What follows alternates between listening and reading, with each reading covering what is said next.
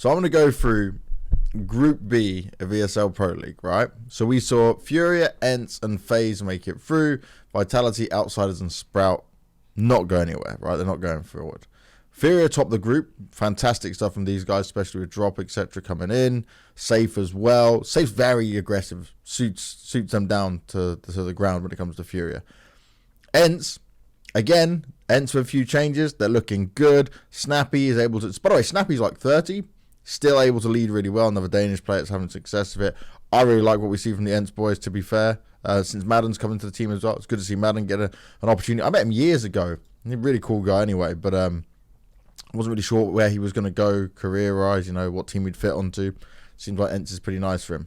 I'm going to specifically focus in on Faze and Vitality. So I see, as always, a lot of people shit-talking these two teams. Now, Vitality. Remember, go back to my streams from the beginning of the year. I said this. The team with the highest skill ceiling for sure, but the biggest problem they're going to have is that the language communication has changed massively, right? The Danish guys, they can speak English, no problem. But the French guys have only been speaking French. Zoe wasn't even doing English interviews before, right?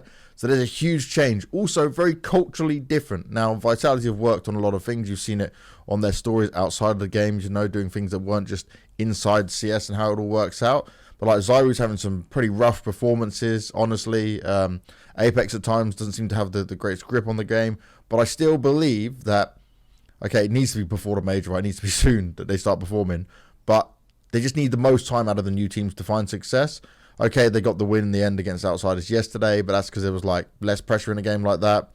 The way they got bullied by FaZe in their game as well was crazy. Like, what was it, 16-2 or 16-3 it was on one of the maps where like Vitality just didn't have an answer at all. Now, also, then we come on to everyone like just complaining about FaZe and saying, oh, they should have kept JKS, like Rain is bad. You got to remember, in every single game they played, where they had a stand-in when they were coming into Katowice before they went on to win the whole thing, was the pressure's not really on them, right? They have to do well, they have to do the best they can, but they're playing with a stand-in, which means there's less expectations on them. They can play a little bit different. You know, the motivation is a different way of how they go into a game. When you have your full roster, you expect to win, you're expected to do well. Now, they started off really slow. They clawed their way back in. They even beat Furia in that final game. They beat Furia and Vitality on the last two games of how it all panned out. Luckily, Outsiders lost. If Outsiders didn't lose, then they wouldn't have made it through to playoffs, which is luckily for a FaZe, right? And for if you're a FaZe fan. But I would say, like, people already calling straight away. Like, I don't know what it is with FaZe, but like, first of all, everyone was like, oh, Carrigan should be kicked after that Na'Vi game. Like, oh, he's not good enough, blah, blah, blah. And then everyone's like reaming out Rain now as well. It's like, okay, you got the full team together. Now you're back all into what you're supposed to be doing. Rain in those last few games really stepped it up. Like, this is a guy who knows incredibly well how to play the game, you know. Very smart player, one you can always rely on. But, Jesus, we as a community are so harsh to be like, yeah, get rid of him. Oh, make a change, do this. Like, it's so insane. I honestly don't think there's any worrying signs for FaZe right now. Like, they still made it to playoffs, okay. It's by the skin of their teeth. Playoff FaZe is going to be a beast anyway, so I'm not really worried about that.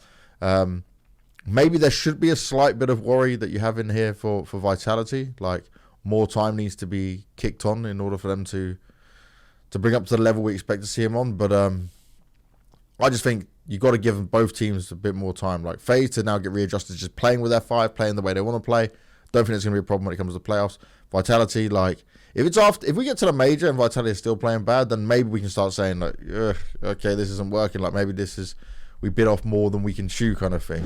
I'm just waiting for Group D, man. Look, Na'Vi, Heroic, Astralis, Complexity, easy. Yeah, maybe Ego can do some damage. I don't know. Maybe Ego could take third spot in the group. We'll have to wait and see. What do you think about Bad News Eagles? I think they're really good, man. I think they've got a lot of potential there. The fact, so a lot of teams, when they're like tier 2, tier 3 level, my biggest issue is like they have some really good points. You go, oh, this looks great. And then they can't stay consistent in the tier 2, you know, because it fluctuates a lot in how the teams and stuff play. But obviously they made it to the RMR, huge. Now they've just made it to Blast Showdown as well. So I'm keeping an eye on them. I think they've got some good potential.